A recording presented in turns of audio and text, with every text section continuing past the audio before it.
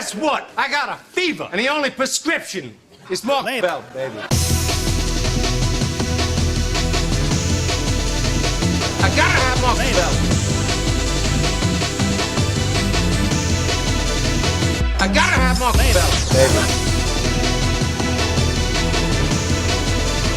I gotta have more belt. I gotta have more belt. I gotta have more belt.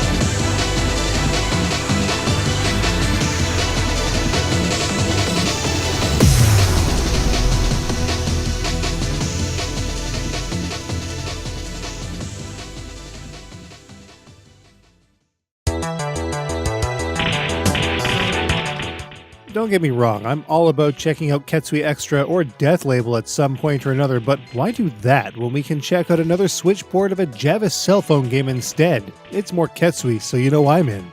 As the latest shooting offering from the Gmod Archives Plus line, Ketsui Kizuna Jigoku Tachi DX is another port of a port of a port, this time from right around 2003. Released on August 5th, 2021, this version of Ketsui is a game that I saw an advertisement for included with my copy of Doranpachi Daiojo on PS2, in its original form of course, so it instantly piqued my interest. But how does it fare? Let's take a closer look.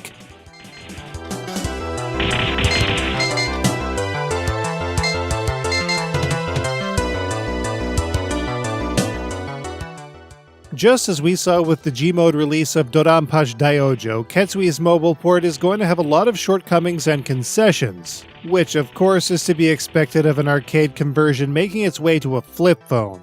The good news is, the Panzerjäger and the Tiger Schwert are both represented and playable in this version of the game and can be chosen on the outset. Each has its own attributes that carry over from the arcade version. The Tiger Schwert features a spread-style shot pattern, locks onto enemies quickly, but has a slower overall movement speed. Meanwhile, the Panzerjäger has a straight shot and moves faster, but locks on slower. It may be difficult to feel these differences though. Generally speaking, things are going to feel pretty janky, even with the kinds of control methods available on the Switch. It's baffling to think of how this game could have in any way controlled well on a T9 style phone, especially if it lacked any semblance of a D-pad, but it must have somehow worked in the end. Thankfully, the controls here are pretty straightforward. The D-pad or analog stick handles movement, the Y button is assigned to shots, which can be tapped for rapid or held for lock-on fire just like the real game. The A button is mapped to rapid fire only, and finally a powerful screen-clearing bomber is mapped to B.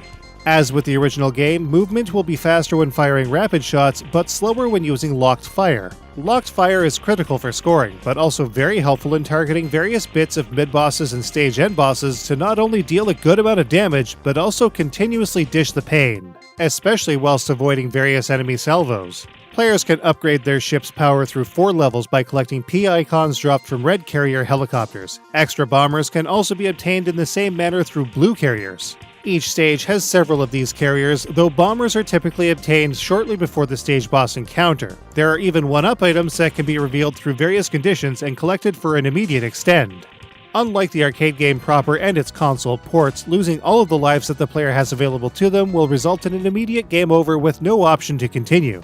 However, the game can be started from any achieved stage at any time, on any difficulty. It would be a little more convenient to just continue, but this feature is still welcome, especially for people on the go with very little time to jump in and out of the game. Ketsui in general plays over the course of 5 stages, and all 5 are represented here in DX, but once again, each is rather truncated and cut down to accommodate the tiny file sizes feature phones of the era required. Despite this, there's no doubt that what's here is Ketsui. Of course, there are some major drawbacks here, chief of which is the game's performance. The choppy nature of Ketsui DX is going to make the whole game feel pretty dicey, especially with some of the more dense or challenging bullet curtains. There's also a fair bit of inherent delay in the controls, particularly when firing shots. This is largely tied to the game's performance, and while it can be acclimated to, it never felt especially good at any given time.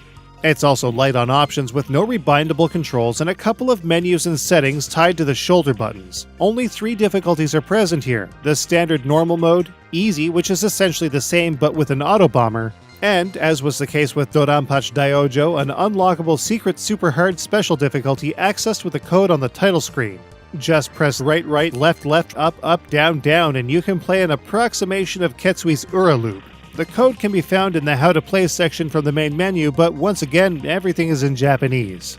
With all of that said, it's very clear that Ketsui DX is absolutely not a replacement for any other release of the game, including the surprisingly fun, enhanced, and fleshed out DS Boss Rush version, Ketsui Death Label. We really gotta review that one. But you know, Ketsui is my favorite cave game of all time, and I've genuinely wanted to play this one for a hot minute. Generally speaking, it's a novel curiosity for fans to explore, but maybe not the best way to experience Ketsui on the whole.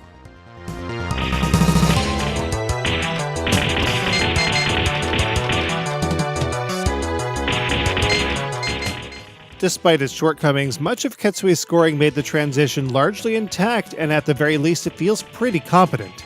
At the core of the scoring system in Ketsui, players are going to want to collect multiplier cubes by blasting away enemies at close range with rapid fire. The closer the player gets, the higher the number will be, to a maximum of 5. When a cube tier is activated, the player will then have a limited amount of time to kill off any other enemies with lock-on fire to obtain the same cube level.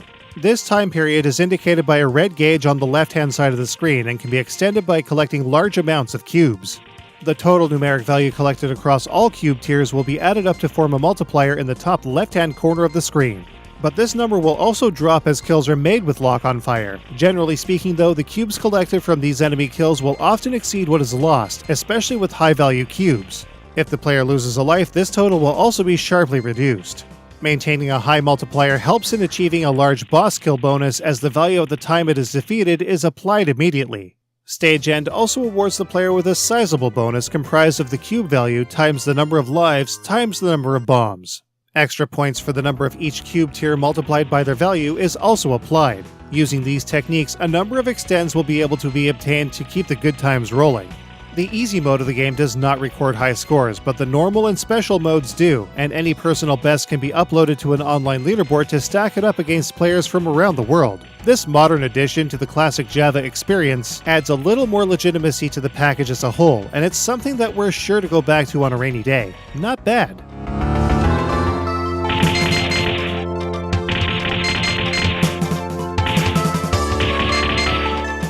The presentation of Ketsui DX isn't going to electrify most players going into it, especially if this is someone's first exposure to the game. Frankly, it shouldn't be. Play Ketsui Destiny, spelled Death Tiny, on PS4 instead. But the Ketsui DNA definitely shines through, even with greatly scaled back visuals and sound. Things are going to look a little cramped, the backgrounds will be much more simplistic, everything will have far less animation, and of course the general frame rate will not be especially good.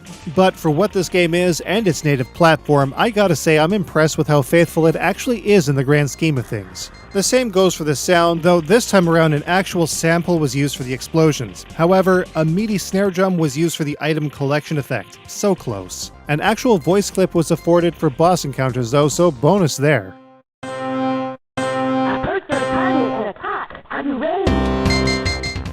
The soundtrack is arranged in interesting ways, kind of a cross between a Super Famicom and a polyphonic ringtone. They sound decent, if a little wonky, especially in the case of the boss track. It's kind of a trip hearing a MIDI-based Amen break. But I'd also heard it somewhere before, which leads me to perhaps the most intriguing part of the whole package, and it's not even really a part of this package in any capacity. It turns out that the Insanity DVD produced by INH includes a soundtrack CD that not only features the arcade version, but also 2 other arrangements including this very one. Super cool. Outside of the obvious, there isn't a ton more to talk about with the presentation here. It's more or less exactly as we saw with Zanak and both Doranpachi Daiojo G-Mode releases. Options exist to remove the cell phone bezel and remove the smoothing filters, but that's it. And yeah, I know, I can hear you guys. What about a Tate mode? But these games have a square aspect ratio, 1:1. It would do literally nothing for the picture. It'd be the exact same size, just, on its side. So, how does Ketsui Kizuna Jigoku Tachi DX stack up? Let's take a look.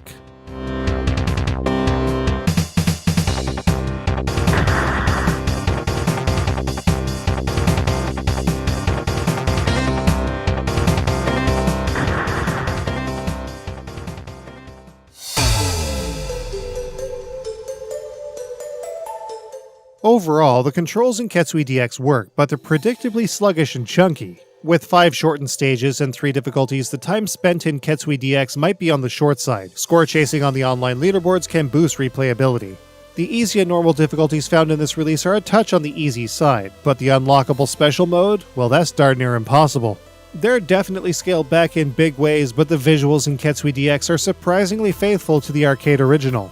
The soundtrack and effects in Ketsui DX aren't especially great either, but they're more than serviceable. The warning voice clip is a nice touch. As was the case with Dodanpachi Daiojo DX, we're kind of impressed with how well Ketsui DX turned out given how scaled back it is. It does lack a little in terms of overall options when compared to Daiojo though. At about 500 yen or around $5, Ketsui DX offers just enough content and replayability to be worth it, at least as far as I'm concerned. I gotta have more label. This is definitely not the version of Ketsui I'd recommend, but given what other games are possible at this point, like Pink Sweets, Mushihime-sama Futari, and maybe Pro Gear, I'm still gonna say get this one to support these releases. With more interest comes the possibility of more games. Even on its own though, the soul of Ketsui is definitely here, and it's a fascinating look into Danmaku shooting on an unexpected, less than optimal platform. It's neat, and because of that, Ketsui Kizuna Jigoku Tachi DX is worth playing. You can get a copy of Ketsui Kizuna Jigoku Tachi DX on the Nintendo eShop using the link below. At what point could a physical release collecting all of these cave mobile shooters together be a feasible thing? I'd definitely get it. It'd be a neat way to preserve what could very easily have been lost gaming history. We'll see you all in the next episode.